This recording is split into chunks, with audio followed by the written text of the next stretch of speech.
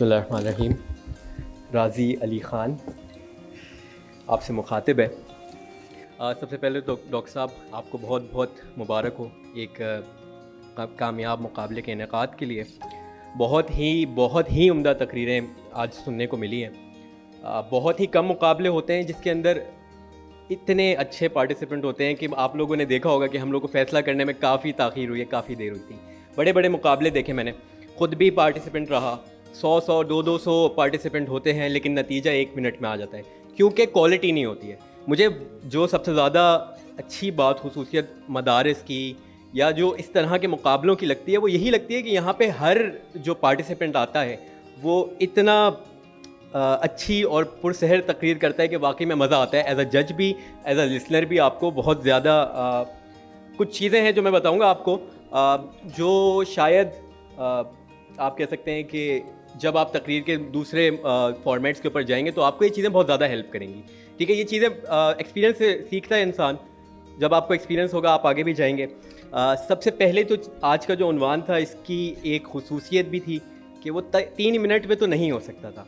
हमारे प्यारे आका की जो तारीफ़ है, जो सीरत है, वो आप 3 मिनट में कभी मुकम्मल कर ही नहीं सकते। तो आपके पास जो 3 मिनट थे वो कम थे।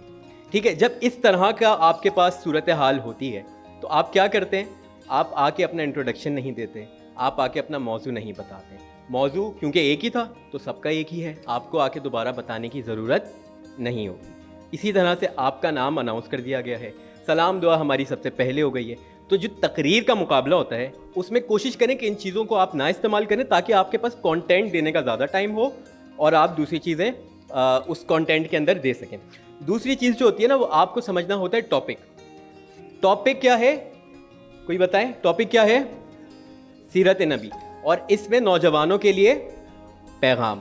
सीरत नबी में नौजवानों के लिए पैगाम मतलब कि आपको सीरत नबी से अखज़ करके बताना है कि सीरत नबी से नौजवानान के लिए क्या पैगाम है। हुज़ूर सल्लल्लाहु अलैहि वसल्लम की ज़ात माशाल्लाह से हम जितनी भी तारीफ़ें कर लें कम है। हम अल्फाज में उनकी ज़ात या उनकी तारीफ़ों को क़ैद कर ही नहीं सकते हैं, वो इतने वसी उनकी ज़ात हुज़ूर सल्लल्लाहु अलैहि वसल्लम की है।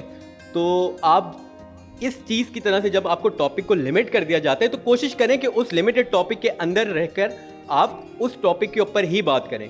बहुत सारे लोगों ने की भी, मैं किसी को पॉइंट आउट नहीं कर रहा हूँ। बहुत सारी तकरीरों में मुझे ये महसूस हुआ, मेरे साथ जो दूसरे जज मुफ्ती साहब थे उनको भी ये महसूस हुआ था, तो इसलिए उन्होंने कहा था कि ये बात ज़रूर बताएं। ठीक है, डिबेट के फॉर्मेट को एक दफ़ा समझ लें जब भी आप डिबेट पिक करें कि डिबेट के क्या फॉर्मेट है। ये असल में डिबेट हमारे पास आई कहाँ से है। हम कहते हैं, हमारे उस्ताद हम ये कहा करते हैं कि जो हम लोग तकरीरें करते हैं ये अंबिया की मीरास होती है।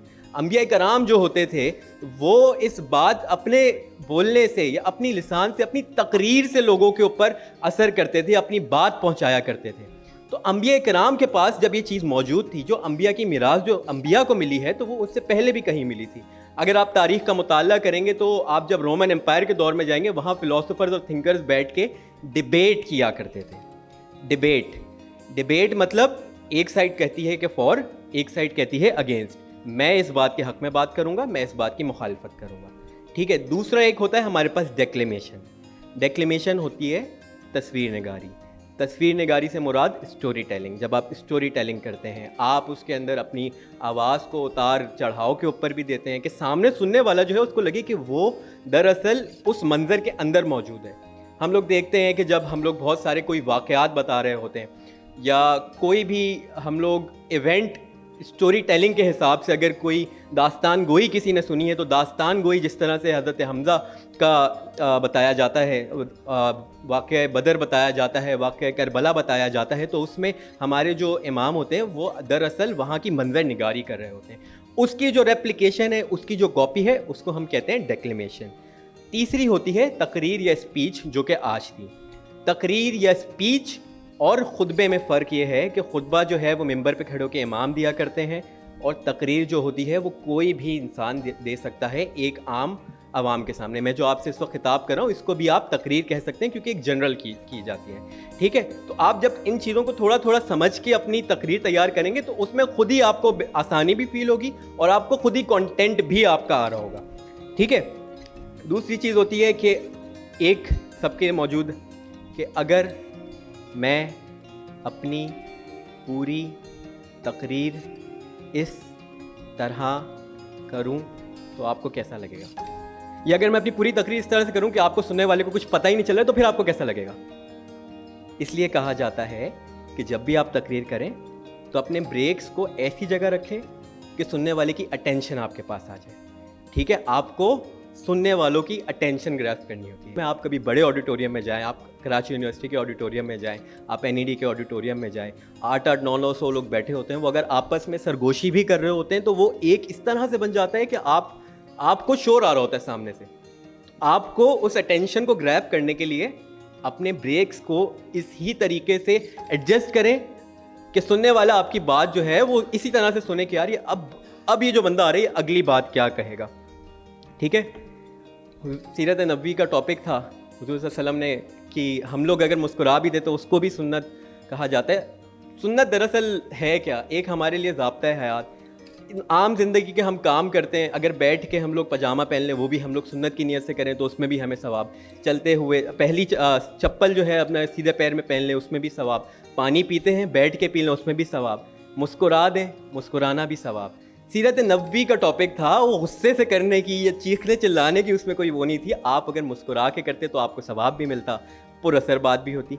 इन चीज़ों के ऊपर मैंने नंबर नहीं काटे ना, हमेशा दूसरे जैसे उन्होंने काटे, लेकिन ये एक हम लोग खुद ही कहते हैं ना कि इर्तिका के दौर से गुजरते हैं। ये इवॉल्व होकर हम तक चीज़ें आई हैं, तो बहुत सारी चीज़ें ऐसी थी जो हम तक इवॉल्व होकर आई हैं। हमने भी अपने असातिज़ा से सीखा। 8-8, 9-9 साल तकरीरें करने के बाद आखिरी तकरीर में समझ आया अच्छा अगर मैं ये करता तो ये भी बहुत ज़्यादा पुरअसर चीज़ हो जाती। तो इस तरह से किया जाता है। एक बस में सुन्नत क्योंकि बात हो रही है तो एक जो नौजवान के लिए हुजूर सल्लल्लाहु अलैहि वसल्लम का हुक्म था वो था इल्म हासिल करने का, कि आपको इल्म हासिल करना है। तो एक हमारे उस्ताद ये नज़म है ये पढ़ा करते हैं, इसके चंद ही कुछ मैं अल्फाज पढ़ूँगा कि इल्म असल में है क्या। इल्म ने खूने रगे जां दिया और ना मरा। इल्म ने जहर का पैमाना पिया और ना मरा। इल्म सुकरात की आवाज़ है ईसा का लहू। इल्म गहवार ओ सैयार ओ अंजाम नमू।